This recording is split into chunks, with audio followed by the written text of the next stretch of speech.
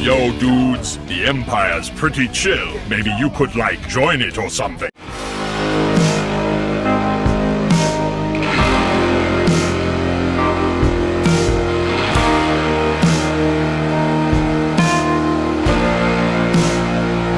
Everyone, Lucimus Prime here. So it is time for a brand new franchise ranking video. Saying this time, guys, it's going to be for another horror franchise, one of my all-time favorite slasher franchises of all time in the horror genre of movies. And as you have probably guessed by, of course, my figure I have with me, and of course the title and thumbnail of this video, I'm going to be ranking, of course, the franchise consisting of 5 movies so far, of course, of none other than Scream. So yeah, now, this is one of my favourite slasher franchises of all time, guys, and also when it comes to the films, I of course binge-watched the 5 of them last year, and 4 of them I do love, but 1 of them I do unfortunately hate, so yeah, that's my opinion.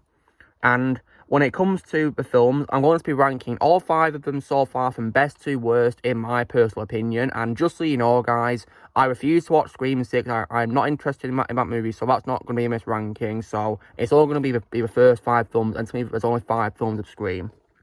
So this is from best to worst in my personal opinion. So if you guys don't agree, that's absolutely fine. But please respect my opinion just like I respect yours.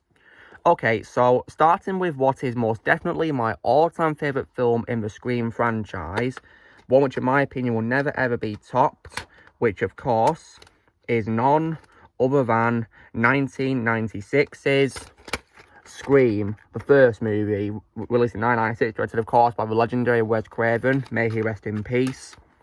So this is one of my all-time favourite slasher films, guys. I absolutely love the first Scream movie. What's great about it is, I love how not only is this movie a serious slasher movie, it actually satirises the cliches of the slasher genre popularised in films before, for example, Halloween 1978 and also Friday the 13th, and of course, Wes Craven's other franchise, which is The Nightmare on Elm Street. I love how it was a parody, really, and also serious at the same time. That was just really awesome. That's what Scream is all about. Has a great cast of actors, so, for example, I definitely, of course, love Neve Campbell as the main character, Sidney Prescott.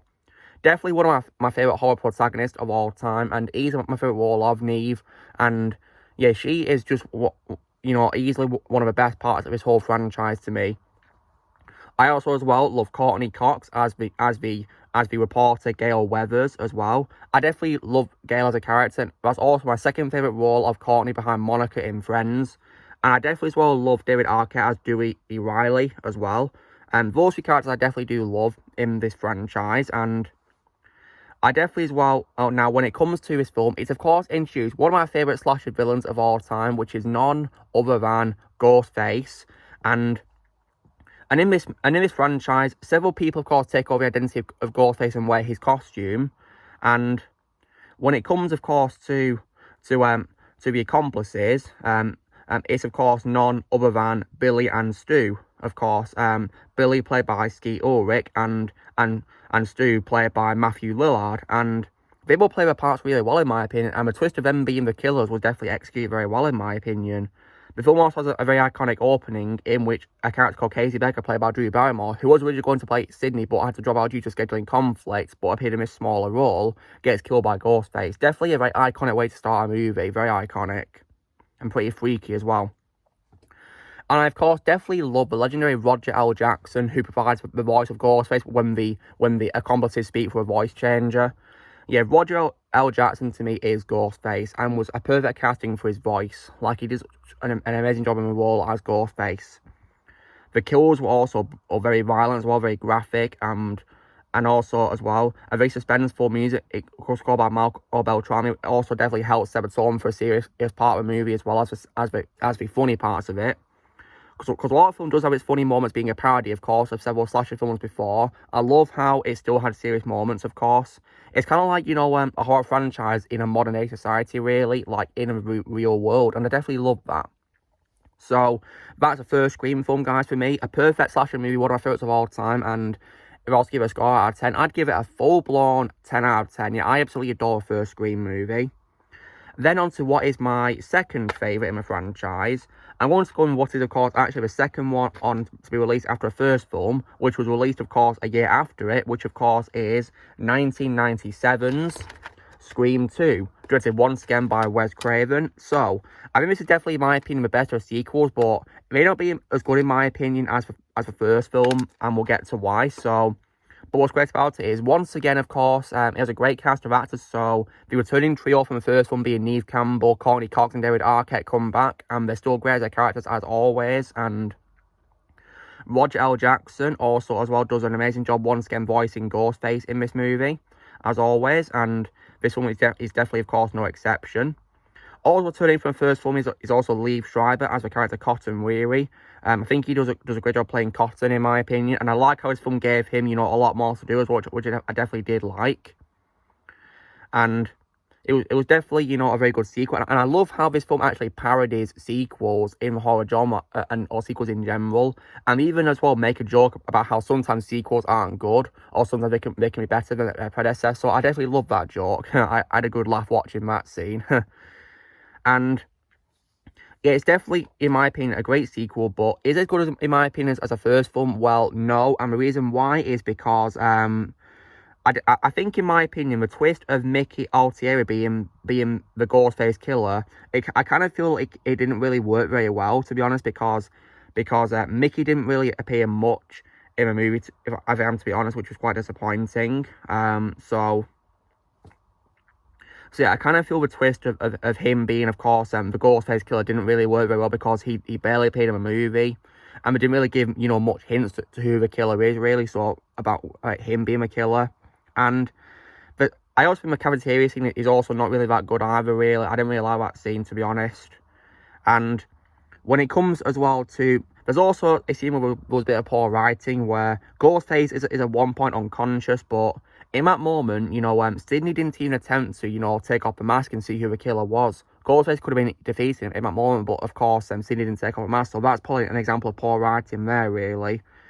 So, well, disappointing, but nonetheless, though, I still think Scream 2 is a great sequel, in my opinion, the best of the sequels, and if I was to give the movie a score out of 10, I'd probably give it a very solid score of 8 out of 10. Definitely, in my opinion, a great sequel. Then on to what is, of course, my third favourite in the franchise. I'm going to go with what is actually, of course, the one from last year, of course, which is none other than 2022's Scream, or as I would call it, Scream 5 or Scream 2022 to avoid confusion, because one problem I have with this movie is the title, because, you'd probably be a bit confused thinking, is it like a reboot or a remake or something? It's got the same title as the first film, but yeah, a lot of horror films are guilty of that. But when it comes to this film, which is, of course, directed by Matt Bettinelli-Olpin and Tyler Gillett, this is, of course, the first one not to be directed by Wes Craven because he unfortunately passed away in 2015. Rest in peace, Wes. But I think it's still, in my opinion, a pretty good movie nonetheless. And so, what's good about it is that the three main characters from before come back, of course, being Neve Campbell, Courtney Cox, and David Arquette, although I kind of feel they didn't have very much screen time in the film, which I thought was quite disappointing because, come on, they're supposed to be the main characters of a franchise, so why are they barely in it? Yeah, that didn't really work for me, for them, to be honest, but they were still great nonetheless, though. And what was also good about it was also the kills were once again definitely very violent. I love how this film, maintained the violence that the original film had, which I definitely did like, of course, how Scream in 4 and this movie definitely did that. I'll be getting to Scream 4 in a bit. And the new cast was also decent as well, in my opinion, and many of them play their parts very well. And this film was definitely, a very good movie. And I'm also going to say, guys, this is where they should have stopped making films, in my opinion, because there was no sequel set up at the end at all, in my opinion, and that's how I'm going to keep it. Because, as I said at the start, guys, I refuse to watch Scream 6 because it's not needed, in my opinion, at all. When it comes to bad quality of this movie, so I personally didn't really like how his film treated Dewey, because even though I love David Arquette as him in the movie, still gave a great performance as always, I didn't like how he was reduced to living in a trailer park, and unfortunately, it seems that he and Gail have broken up, because I did like how he proposed to it in a film which I'm going to get to, which I do hate, which is one of my few redeeming qualities of that movie. And but I didn't like how he was mistreated. And unfortunately, guys, he gets killed off as well, which I definitely hated. They kind of treat him a bit like Han Solo in Disney World of Force Awakens. They bring back a fan favourite character only to kill them off like that. Didn't even help that he died like halfway through a movie as well, which didn't work for me at all. And I feel, I also said I didn't like how several of the main characters were also underutilised as well, which I did not like. And I feel the revealing of the killers also didn't really work that well. I thought it was quite underwhelming because the identities, in my opinion, were annoying before they revealed to be Ghostface killers, and it didn't really work for me at all. So yeah, but nonetheless, though, I still think that the movie is decent to watch, a good movie, and like I said, guys, it's where, in my opinion, they should have stopped making the films because there was nothing setting up whatsoever at the end of the movie. So if I was to give Scream in 2022 or Scream 5 or whatever you want to call it out of 10, I'd give it a very decent score of 7.5 out of 10. That's what I'd give it. But on to what is my fourth favourite, I'm going to go with what is, of course, the fourth one in the franchise. And sadly, it is the last one to be directed by Wes. And it's also, as well, his final film overall that he directed before he died, rest in peace. Which is 2011's Scream 4, New Decade, New Rules. So yeah, I think this movie is a very good movie. Definitely, in my opinion, way better than what I'm going to get to next in this ranking. And I think it's definitely a return to form for a franchise, of course. And I love how, while, of course, the films before have parodied slasher films, I love how this film in particular parodies remakes. That was definitely, you know, pretty nice, although I do feel it kind of rehashed the original film a little bit in many areas, but that's to be expected from a remake, of course, because it will, of course, you know, retread certain parts of the original movie, by all means. What's good about it is that the three main characters, of course, Sydney, Gail, and Dewey are great as always, in my opinion, and it was definitely nice to see them come back 11 years after the last movie in the franchise, which we'll be getting to next. Ugh. And yeah, so... And also, I definitely as well like the twist of who the Ghostface killer was. I think it worked really well because we at first thought it was going to be Trevor. That's what I thought, because he was a douchebag in the movie, very annoying. I was thinking, you know, is he going to be Ghostface? But no. It's revealed to be, of course, none other than Jill Roberts, who is Sydney's teenage cousin, who is played by Emma Roberts. I think that twist worked really well, in my opinion, yeah, really well. And definitely did a very good job with that, to be honest. And the kills were also very graphic. And I love how they definitely went really violent in this movie. Because I think before the one from last year, they definitely went a lot more violent than the, you know, compared to the second and third films in this movie, which I definitely did like. And that definitely worked really well, in my opinion. However, when it comes to bad qualities, though, I feel the ending of this film was a little bit abrupt, to be honest. And yeah, they kind of, you know... I mean, if it was supposed to be, of course, the end of a franchise, they could have ended it better. But, of course, we got Scream 2022, of course, nonetheless. It, of course, also rehashes the first film a little bit, as I just said, because it's supposed to be parodying remakes. But that's to be expected, of course, when you're doing a remake. You're supposed to, you know, retread the first film in some cases, while doing different things. When it comes to the graphicness, for while I do love how this film had graphic kills, though, I kind of feel I wasn't very much scared in this film compared to the original film, really. So I was hoping this one would have more scares, but sadly not. But nonetheless, I think it's a decent film nonetheless, and definitely a nice return to form for a franchise. So if I was to give Scream 4 score out of 10, I'd give it a very decent score of 7 out of 10. But now, unfortunately, we get to the worst one of the franchise, the only one of the franchise which I do hate, guys, which is none other than 2000's Scream 3. Oh, talk about a massive letdown and disappointment. So, while it may not be as terrible, in my opinion, as other slasher films I've seen, which with all horrible, like Halloween in Resurrection, or Rob Zombie's Halloween remakes, or Halloween 5, or Seed of Chucky, or Cult of Chucky, or the Child's Play remake, or Texas Massacre Next Generation, which is the worst one I've ever seen in my life, or Exorcist 2, or Jason Takes a Boat to Vancouver. You know, this film, Scream 3, in my opinion, is not good. In my opinion, the worst of a franchise. Sadly, of course, directed by Wes, which is a big shame.